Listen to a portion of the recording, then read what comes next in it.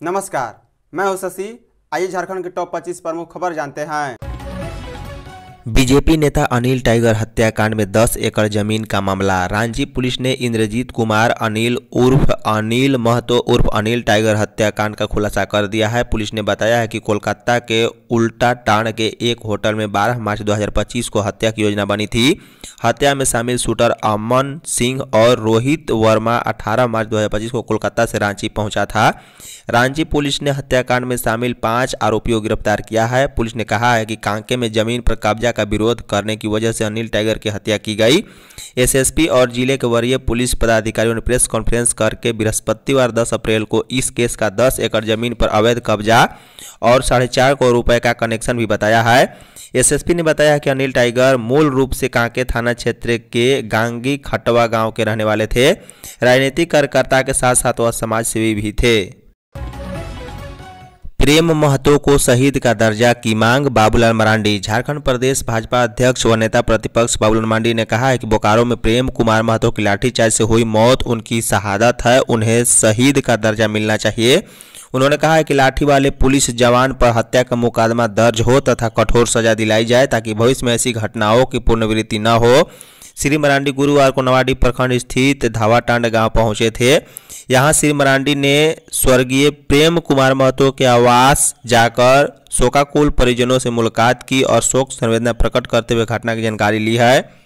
श्री मरांडी ने कहा है कि भाजपा विस्थापितों की लड़ाई में उनके हक और अधिकार दिलाने के लिए साथ खड़ी है। उन्होंने कहा है कि विस्थापितों की मांग स्वाभिमान है, वह हक की लड़ाई लड़ रहे हैं, इसलिए भाजपा इस न्याय की लड़ाई में पीड़ित परिवार और विस्थापितों के साथ खड़ी है। मालूम हो कि पिछले दिनों बोकारो स्टील प्लांट के प्रशासनिक भवन के सामने नौकरी की मांग को लेकर प्रदर्शन कर रहे विस्थापित अप्रेंटिस संघ के सदस्यों पर सीआईएसएफ ने लाठीचार्ज कर दिया था। धनबाद में आंधी पानी से तबाही। धनबाद जिले में आंधी बारिश ने बृहस्पतिवार को तबाही मचा दी है। दोपहर बाद मौसम में अचानक बदलाव आया। आंधी के साथ बारिश शुरू हुई है। 40 से 50 किलोमीटर की रफ्तार से चली तेज हवाओं की वजह से सिंदरी में दर्जनों पेड़ गिर गए हैं, बिजली गुल हो गई, घरों के छप्पर तक उजड़ गए। वहीं बलियापुर में आंधी पानी ने खूब तबाही मचाई है। ओलावृष्टि भी हुई है जिसकी वजह से खेतों में लगी सब्जियों की फसल बर्बाद हो गई। बता दें ग्रामीण इलाकों में कच्चे मकानों को भारी नुकसान पहुंचा है। स्थानीय लोगों ने बताया है कि झरिया बलियापुर मुख्य सड़क मार्ग भिखराजपुर के पास भारी भरकम ताड़ का पेड़ गिर गया जिसकी वजह से रोड जाम हो गया। वहीं भिखराजपुर के ग्रामीण पेड़ को रास्ते से हटाने का प्रयास कर रहे हैं। लोगों ने बताया कि तेज हवा और पत्थर के साथ वर्षा की वजह से सब्जियों और गेहूं की फसल को काफी नुकसान हुआ है। इससे पहले मौसम विभाग ने रेड अलर्ट जारी करके धनबाद में बारिश ओलावृष्टि की चेतावनी भी दी थी। देवघर आईएसबीटी की बढ़ी रौनक, बस सेवा शुरू। देवघर के प्राइवेट बस स्टैंड से गुरुवार को पूरी तरह से बसों का संचालन बंद किया गया है। भारी संख्या में पुलिस बल को तैनात कर दिया गया। बसों को यहां से बाहर निकाल दिए जाने के बाद से बस स्टैंड में वीरानी छा गई। वहीं अंतर्राष्ट्रीय बस स्टैंड जो कई सालों से बंद पड़ा था, संचालन की बाट जो रहा था, में अचानक से रौनक बढ़ गई। रात भर में ही कई दुकानें खुल गई। वहीं सुबह से बसों का संचालन शुरू हो गया।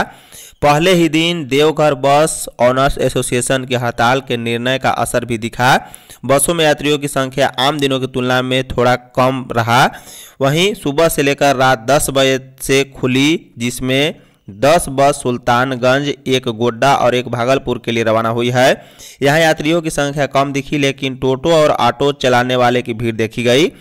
इलाके के लोगों में भी खुशी का माहौल है। पास के गांव में रहने वाले उमेश दास और किशोर यादव ने बताया है कि बस स्टैंड यहां आने से लोगों को थोड़ी बहुत परेशानी जरूर हुई, लेकिन समय की मांग को देखें तो शहर हर दिन तेजी से विकसित हो रहा है। झारखंड सचिवालय में 4 दिनों की छुट्टी, बैंक भी रहेंगे बंद। झारखंड सचिवालय और संलग्न कार्यालयों में आज से 4 दिनों की छुट्टी रहेगी। हालांकि 4 दिनों की छुट्टी के बीच शुक्रवार 11 अप्रैल को 1 दिन के लिए सचिवालय खुला रहेगा। इसके बाद लगातार 3 दिनों तक सचिवालय और संलग्न कार्यालयों में अवकाश रहेगा। बता दें महावीर जयंती के कारण राज्य सरकार ने गुरुवार को छुट्टी की घोषणा की है। वहीं 11 अप्रैल को 1 दिन के लिए सचिवालय खुला रहेगा। इसके बाद शनिवार और रविवार को सामान्य छुट्टी के कारण सचिवालय बंद रहेंगे। इसके बाद 14 अप्रैल को अंबेडकर जयंती के कारण सचिवालय में छुट्टी रहेगी। वहीं सचिवालय के कई कर्मियों ने तो पहले ही शुक्रवार के लिए भी लीव ले ली है। इससे कर्मियों को एक साथ लगातार 5 दिनों की छुट्टी मिल जाएगी। बता दें, महावीर जयंती के कारण झारखंड समेत विभिन्न राज्यों में बैंक भी बंद रहे। बोकारो थर्मल पावर प्लांट में ठेका मजदूर की मौत। बोकारो थर्मल स्थित डीवीसी के 500 मेगावाट वाले ए पावर ब्लॉक में गुरुवार की सुबह 8 बजे एक ठेका मजदूर की मौत हो गई है। वह कंपनी की ईएसपी के ओवरवायलिंग कार्य में तैनात था। वह केआर कंस्ट्रक्शन कंपनी में बतौर हेल्पर काम करता था। मृतक की पहचान जरवा बस्ती निवासी अशोक भुइयां के रूप में हुई है। जानकारी के मुताबिक गुरुवार की सुबह अशोक भुइयां की तबीयत ड्यूटी पर आने के बाद से ही खराब होने लगी थी, जिस कारण वह अपने कार्यस्थल पर लेट से पहुंचा, लेकिन उसके बाद से ही उसकी स्थिति और बिगड़ने लगी। उसकी गंभीर हालात को देखते हुए उसके साथी मजदूर उसे पास के स्थित एक स्थानीय अस्पताल में ले गए, जहां चिकित्सकों ने उन्हें मृत घोषित कर दिया। इसके बाद पावर प्लांट में ओवरवायरिंग के कार्य में लगे सभी मजदूरों ने काम बंद कर दिया। परिजन समेत अन्य मजदूर और जरवा बस्ती के ग्रामीणों ने शव के साथ पावर प्लांट का मेन गेट जाम कर दिया। जमशेदपुर में स्कूटी को 2 किलोमीटर तक घसीटती रही बस, 2 की मौत। जमशेदपुर के एमजीएम थाना अंतर्गत NH-33 स्थित बड़ा बांकी में गुरुवार को एक दर्दनाक सड़क हादसा हुआ है। उड़ीसा की ओर से आ रही एक तेज रफ्तार बस ने स्कूटी सवार एक महिला और एक पुरुष को अपनी चपेट में ले लिया। स्कूटी को टक्कर लगते ही दोनों सड़क किनारे गिर पड़े, जबकि स्कूटी बस में फंस गई। चालक ने बस रोकने के बजाय स्कूटी को करीब 2 किलोमीटर तक घसीटता चला गया। घटना सुबह गुरुवार करीब 8 बजे की है। स्कूटी सवार दोनों लोग गंभीर रूप से घायल हो गए हैं। सूचना मिलने पर स्थानीय लोग मौके पर पहुंचे और एमजीएम थाना की पुलिस को इसकी जानकारी दी है। पुलिस दोनों घायलों को अस्पताल लेकर पहुंची, जहां डॉक्टरों ने उन्हें मृत घोषित कर दिया। पुलिस के अनुसार हादसे के बाद चालक वापी बस को घटनास्थल से करीब 2 किलोमीटर दूर छोड़कर फरार हो गया। पुलिस ने बस को जब्त कर लिया है। स्कूटी पूरी तरह क्षतिग्रस्त हो गई है। मंत्री योगेंद्र महतो पत्नी संग पहुंचे, रिम्स आंखों की जांच कराई। पेयजल एवं स्वच्छता मंत्री योगेंद्र महतो गुरुवार को पत्नी संग रिम्स पहुंचे। उन्होंने नेत्र विभाग में आंखों की रूटीन जांच कराई है। विभागाध्यक्ष डॉक्टर सुनील कुमार ने मंत्री और उनकी पत्नी की रेटिना की जांच की। इसके अलावा आंख के प्रेशर की भी जांच की गई। इस दौरान मंत्री ने आई बैंक के बारे में भी जानकारी ली। साथ ही नेत्र वार्ड का भ्रमण कर मरीजों से बात की है। इसके अलावा मंत्री ने अधीक्षक डॉक्टर हिरेंद्र बिरुआ के कार्यकाल में सामान्य सर्जरी विभाग के डॉक्टर संदीप से भी परामर्श लिया। इधर मंत्री योगेंद्र महतो के रिम्स में इलाज कराने पर स्वास्थ्य मंत्री डॉक्टर इरफान अंसारी ने आभार व्यक्त करते हुए कहा है कि इससे आम लोगों का रिम्स पर भरोसा बढ़ेगा। सामान्य लोगों को भी लगेगा कि जब मंत्री अपना इलाज रिम्स में करा सकते हैं तो हमें भी जानना चाहिए। उन्होंने कहा है कि विपक्ष द्वारा लगातार आलोचना की जाती है, लेकिन स्वास्थ्य व्यवस्था में लगातार सुधार हो रहा है। आंधी बारिश व ओले से तबाही, ठनका से 5 मरे। रांची समेत झारखंड के कई जिलों में गुरुवार को दोपहर से लेकर शाम तक आंधी बारिश और ओलावृष्टि से जनजीवन प्रभावित हुआ है। बारिश के दौरान वज्रपात से 5 लोगों की मौत भी हो गई, वहीं 2 लोग घायल हैं। मौसम विभाग के अनुसार कई जिलों में करीब 50 किलोमीटर की रफ्तार से हवा चली, जिससे कई जगहों पर पेड़ धराशायी हो गया। संथाल में कुछ जगहों पर सड़क पर पेड़ गिरने से आवागमन भी प्रभावित हुआ है। वहीं गरज के साथ ओले की बारिश से रबी की फसलों के साथ साथ आम की फसल को भारी नुकसान हुआ है। इधर धनबाद समेत संथाल के अन्य जिलों में दिन के 3:30 बजे के बाद झमाझम बारिश के साथ ओलावृष्टि हुई है। झारखंड में आयोजित होगी फुटबॉल की बड़ी प्रतियोगिताएं, सीएम हेमंत। मुख्यमंत्री हेमंत सोरेन ने कहा है कि झारखंड राष्ट्रीय और अंतर्राष्ट्रीय स्तर की कई खेल प्रतियोगिताओं का लगातार सफल आयोजन करता आ रहा है। हॉकी में हमने अंतर्राष्ट्रीय स्तर के कई टूर्नामेंट आयोजित कर मिसाल पेश की है, जिसको देश दुनिया ने सराहा। अब फुटबॉल के भी बड़े आयोजन करने की योजना है, ताकि यहाँ के फुटबॉल खिलाड़ियों को एक बेहतर मौका मिल सके। ये बातें मुख्यमंत्री ने अपने आवासीय कार्यालय में मिलने पहुंचे युवा इंडिया ट्रस्ट की टीम से कही है। झारखंड के पलायन वाले गांवों में बढ़ाए जाएंगे रोजगार के अवसर। झारखंड में अधिक पलायन वाले गांव पंचायतों को चिन्हित कर वहां के लोगों को हर हाल में कृषि और सहकारिता विभाग की विभिन्न योजनाओं का लाभ दिया जाएगा। इससे वहां रोजगार के अवसर बढ़ेंगे। वर्ष 2025-26 में इस दिशा में कृषि विभाग का खास जोर रहेगा। कृषि मंत्री शिल्पी नेहा तिर्की ने विभागीय अधिकारियों को इस दिशा में युद्ध स्तर पर काम करने का निर्देश दिया है। वहीं एसटी और एससी वर्ग के परिवारों पर विशेष ध्यान दिया जाएगा। मंत्री शुक्रवार को विभागीय समीक्षा में इन बातों को रखेंगी। रक्तदाताओं को मिले डोनर कार्ड का हर माह सत्यापन। राज्य में प्रतिस्थापित रक्तदान को धीरे धीरे समाप्त करने और स्वैच्छिक रक्तदान को बढ़ावा देने के लिए फिर से डोनर कार्ड प्रणाली लागू की गई है। झारखंड राज्य एड्स नियंत्रण समिति के परियोजना निदेशक अबू इमरान ने राज्य के सभी ब्लड बैंकों को स्पष्ट निर्देश दिया है कि इसके तहत रक्तदान शिविरों में रक्तदान करने वाले सभी स्वैच्छिक रक्तदाताओं के साथ ब्लड बैंकों द्वारा जिन स्वैच्छिक रक्तदाताओं को रक्तदान के लिए बुलाया जाता है उन्हें भी उसी समय डोनर कार्ड दिया जाना है। उन्होंने कहा है कि स्वैच्छिक रक्तदान को बढ़ाने में डोनर कार्ड प्रणाली कितनी प्रभावी साबित हो रही है, इसकी समीक्षा की जाएगी। वक्फ कानून के समर्थन में प्रस्ताव पारित करे झामुमो। झारखंड भाजपा के प्रदेश प्रवक्ता अजय शाह ने झामुमो को सुझाव दिया है कि आगामी महाअधिवेशन में बांग्लादेश से घुसपैठ के खिलाफ एवं आदिवासी जमीन का सुरक्षा कवच वक्फ संशोधन कानून के समर्थन में प्रस्ताव लाए तो राज्य का भला होगा।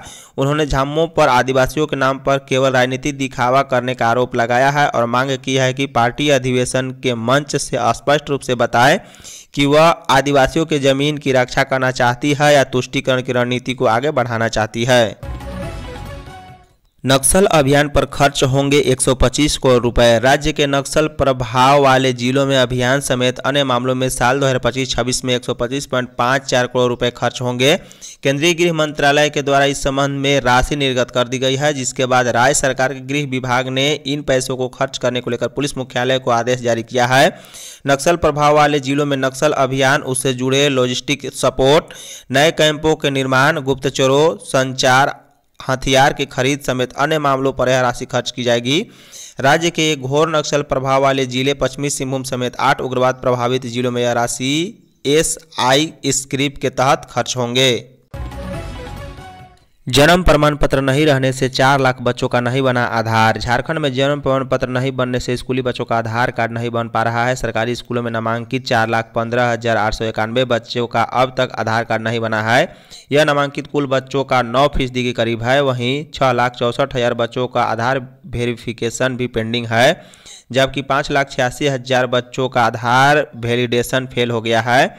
वहीं झारखंड सरकार ने प्रखंडों में कैंप लगाकर आधार कार्ड बनवाने के निर्देश दिए थे। कैंप भी लगे, लेकिन सभी बच्चों का अब तक आधार नहीं बन सका। आधार बनने के लिए जन्म प्रमाण पत्र अनिवार्य है। ऐसे में राज्य के सुदूर ग्रामीण क्षेत्रों के बच्चों का जन्म प्रमाण पत्र नहीं बन पाता है। ऐसे बच्चों के गरीब माता पिता दफ्तर की दौड़ लगाते हैं, लेकिन बिचौलियों की ओर से मांगी जाने वाली राशि से वे अपने कदम पीछे खींच लेते हैं। बता दें, राज्य के सुदूर जिलों के साथ साथ राजधानी में भी मोटी रकम लेकर जन्म प्रमाण पत्र बनाने की बात सामने आती है। झारखंड के आंदोलनकारियों को सम्मान पेंशन देने की मांग। झारखंड आंदोलनकारी संघर्ष मोर्चा रांची के तत्वाधान में गुरुवार को चामा में बैठक हुई है। इस दौरान झारखंड आंदोलनकारियों को जीवित रहने, राजकीय मान सम्मान, अलग पहचान, बेटा बेटी के लिए रोजगार और नियोजन की गारंटी तथा जेल जाने की बाध्यता समाप्त करते हुए सभी आंदोलनकारियों को समान पेंशन राशि 50-50 हजार रुपये देने तथा झारखंड आंदोलनकारी कल्याण बोर्ड गठन करने की मांग की गई है। 24 अप्रैल 2025 को रांची विधानसभा स्थित विधायक क्लब में झारखंड आंदोलनकारियों के स्वाभिमान से जीने और मरने के अधिकार के सवाल को लेकर सम्मेलन का आयोजन करने का निर्णय भी लिया गया है। नक्सलियों की साजिश नाकाम, 5 बंकर ध्वस्त। प्रतिबंधित नक्सली संगठन भाकपा माओवादी के खिलाफ अभियान के दौरान गुरुवार को जराईकेला थाना अंतर्गत वन क्षेत्र कुलपा बोरू के आसपास जंगल में पहाड़ी क्षेत्र में 5 नक्सली बंकरों को सुरक्षा बलों द्वारा ध्वस्त किया गया। यह जानकारी पश्चिमी सिंहभूम के पुलिस अधीक्षक आशुतोष शेखर ने दी है। उन्होंने बताया है कि प्रतिबंधित नक्सली संगठन भाकपा माओवादी के शीर्ष नेता मिसिर बेसरा, अनमोल, मोछू, अनल, असीम मंडल, अजय महतो, सांगेन अंगेरिया, आसमिनी, पिट्टू लोहरा, चंदन लोहरा, अमित हंसदा उर्फ अपटन, जयकांत रापा मुंडा अपने दस्ता सदस्यों के साथ सरंडा एवं कोल्हान क्षेत्र में विध्वंसक गतिविधियों के जरिए भ्रमणशील हैं। धन्यवाद।